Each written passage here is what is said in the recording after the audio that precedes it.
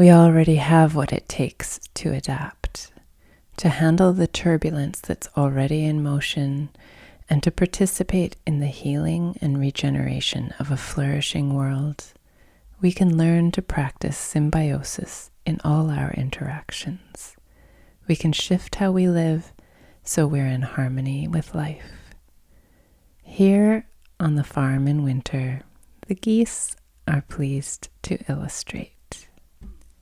Just like the geese adapt to deep snow by walking more like they swim, just like the geese translate the way they bathe in water to the way they bathe in snow, we have the language for adaptation latent within us.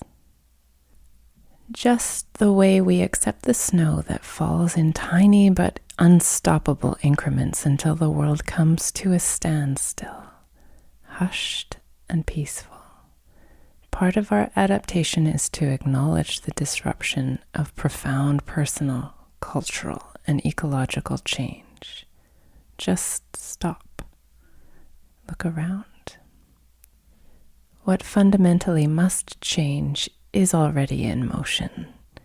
Our human systems based not in reciprocity, but in domination, not collaborating, but competing, not in symbiosis, but conquering, they are inherently unstable.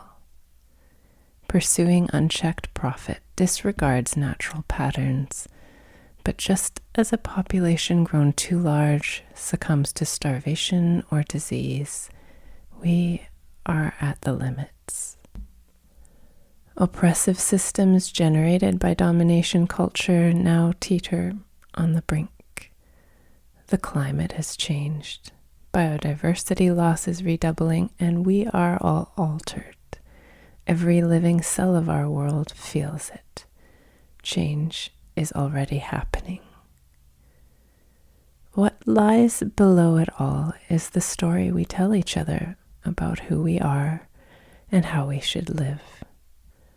Let's tell another, an old story made new again, that we are all inextricably connected, that whatever we do affects all life, so that you and I aren't as separate as our dominant stories said we were, that life exists through mutual thriving, that our permeable, collaborative, energetic exchange with our intelligent universe means we are all together in this.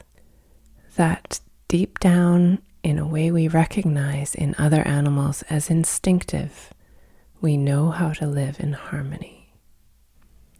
When extreme weather rolls in, when the news of human conflict and suffering is unbearable, when the economic system makes another billionaire, when we reckon with a toxic system in every moment of our days, from what we can source to eat and how it is produced and packaged, to what we might wear and the pollution and injustice associated, to how we might get around in a car-dominated landscape, well, the distress is most relentless where it feels powerless.